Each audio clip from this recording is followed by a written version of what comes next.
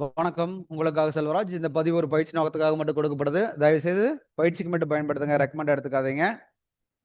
வாங்க சேனலுக்குள்ள போலாம்.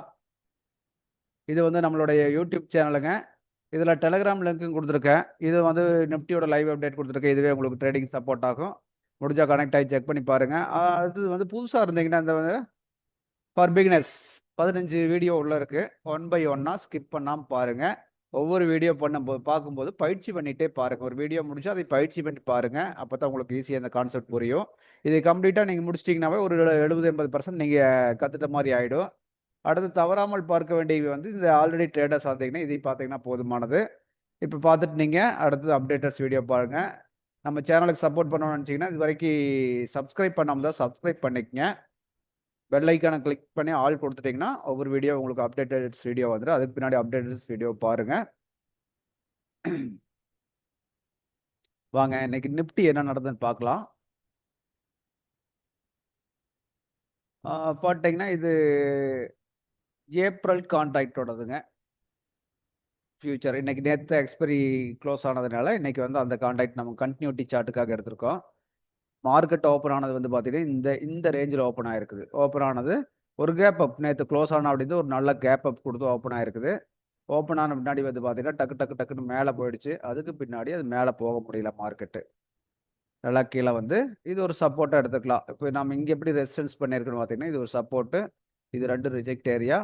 இந்த ஏரியாவும் அதே மாதிரி தான். இந்த ஏரியா ரிஜெக்ட் ஏரியா. இதெல்லாம் கனெக்ட் பண்ணி தான் நம்ம ஒரு ரெசிஸ்டன்ஸ் எடுத்திருக்கோம். அதே மாதிரி சப்போர்ட்டுக்கு பார்த்து பார்த்தீங்கன்னா மேலேருந்து கீழே வந்தால் மார்க்கெட் எது வரைக்கும் வரும்னு கேட்டிங்கன்னா பாரு இங்கே ஒரு ரிஜெக்ட் பாயிண்ட்டு, இது ஒரு சப்போர்ட் பாயிண்ட்டு, இது ஒரு ரிஜெக்ட் பாயிண்ட்டு. இதையெல்லாம் கால்குலேட் பண்ணி தான் நம்ம இந்த பாயிண்ட்டையும் நம்ம எடுத்திருக்கோம். புரிஞ்சுங்களா? அப்போ மார்க்கெட் அது வரைக்கும் தான் வந்திருக்குது இன்னைக்கு. இதை 5 மினிட்ஸில் பார்த்தா எப்படி நம்மளுக்கு ட்ரேடிங் கீ ஆப்பர்ச்சுனிட்டி கிடைச்சிருக்கும் அப்படின்னு பார்த்தீங்கன்னா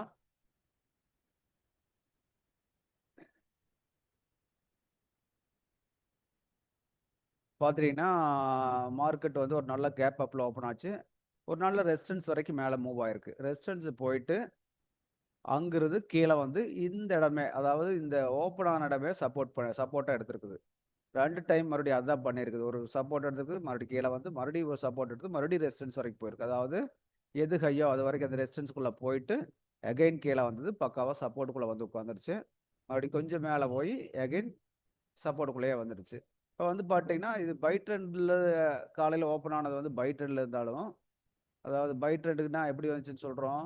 இங்கே க்ளோஸ் ஆயிருந்தனாலும் மார்க்கெட்டு இதுக்கு மேலே ஓப்பன் ஆகும்போது பாடி க்ளோஸ் பண்ணும்போது பை ட்ரெண்டுன்னு முடிவு பண்ணிட்டோம். பை ட்ரெண்டில் இருந்தாலும் எகைன் வந்து பார்த்தீங்கன்னா இது லோவாக இருக்குது. இந்த லோவை பிரேக் பண்ணிட்டா. இப்போ வந்து மறுபடியும் செல் ட்ரெண்டுக்கு வந்து மார்க்கெட் நின்றுருக்கா. இதுதான் நம்ம சொல்ல முடியும். செல் ட்ரெண்டுக்கு நின்றுருக்கானா இது வந்து ஒவ்வொரு மூமெண்ட்டும் செல் ட்ரெண்டுக்காக மூவ் பண்ணிட்டு இருக்குன்னு மட்டும் தெரிஞ்சுக்க முடியும். அப்போ பை ட்ரெண்டுலேருந்து செல் ட்ரெண்டுக்கு வந்தாச்சுன்னா நம்ம செல் ட்ரெண்டுக்காக தான் மூவ் பண்ணணும். Morning okay buy trend okay. இப்போ இது வரைக்கும் வரும்போது பை ட்ரெண்டுக்கு தான் மூவ் ஆயிருக்குது. ஃபர்ஸ்ட் இங்கே பார்த்தீங்கன்னா பாருங்க மேலே போய் கீழே வந்து மறுபடியும் மேலே போயிருக்குது. இந்த லெவலை உடைச்சாவே செல் ட்ரெண்ட். புரிஞ்சுங்களா? இந்த லெவலை பிரேக் பண்ணாவே செல் ட்ரெண்டு. அடுத்தது வந்து பார்த்தீங்கன்னா ஹை இதாக இருக்குது, லோ இதாக இருக்குது. மேலே போன மார்க்கெட் பாருங்க இந்த ஹைக்கு போக முடியல, உடைக்க முடியல. எகைன் வந்து ஃபர்ஸ்ட் இந்த லோ உடைச்சா செகண்ட் இந்த லோ உடைச்சிருக்கா. அப்போ செல் ட்ரெண்ட்ல கண்டினியூ ஆயிடுச்சு அப்படின்னு தெரிஞ்சுக்கலாம். புரிஞ்சுங்களா? இது கரெக்டாக அண்டர்ஸ்டாண்ட் பண்ணிக்கணும் நம்ம என்ன ட்ரெண்டில் மார்க்கெட் ரன் ஆகிட்டு இருக்குது அப்படிங்கிறது. மார்னிங் பை ட்ரெண்டு போயிருந்தாலும் கூட எகைன் செகண்ட் வந்து பார்த்தீங்கன்னா செல் ட்ரெண்டில் இருக்கு மார்க்கெட். அப்போ செல்லுக்காக மட்டும்தான் நம்ம இங்கே மூவ் பண்ணியிருக்கணும். ஓகேங்களா? அப்போ அந்த ட்ரெண்டை நம்ம ஃபர்ஸ்ட் ஃபாலோ பண்ணோம்னா தான் கரெக்டாக இருக்கும். பை ட்ரெண்ட் அப்படின்னு சொன்னோம்னாலும் கரண்ட் ட்ரெண்ட் செல்லுக்கு வந்துருச்சு தெரியும் நம்மளுக்கு. இது உடைக்கும் போதே செல்லுக்கு வந்தாச்சு. இப்போ மார்க்கெட் மேலே போனாலும் மறுபடியும் செல்லுக்கு வரும். இங்கே பாருங்க இது உடைச்ச பின்னாடி மறுபடியும் மேலே போய் அதே இடத்துல ரிஜெக்ட், இதே இடத்துல ரிஜெக்ட், செகண்ட் டைம் அதே இடத்துல ரிஜெக்ட் ஆயிருக்கு. பார்த்தீங்களா? ரிஜெக்ட் ஆகிட்டு மறுபடியும் தான் கொஞ்சம் மேலே மூவ் ஆயிருக்கு. ஆனால் அந்த ரேஞ்சுக்கு போக முடியல. அகைன் கீழே இந்த லோவையும் உடைச்சிட்டு வந்தாச்சு. இதுதான் மார்க்கெட்டில் கண்டினியூவாக நடந்துட்டு இருக்கு. அப்போ நம்ம வந்து இந்த ட்ரெண்டை கரெக்டாக ஃபாலோ பண்ணி பழகினாவே போதுமானது. நம்மளுக்கு ட்ரேடிங்க்கு ஆப்பர்ச்சுனிட்டி மாற்றி மாற்றி கிடைச்சிட்டு தான் இருக்கும். ரைட். அடுத்த ஒரு வீடியோவில் மறுபடியும் சந்திக்கலாம்.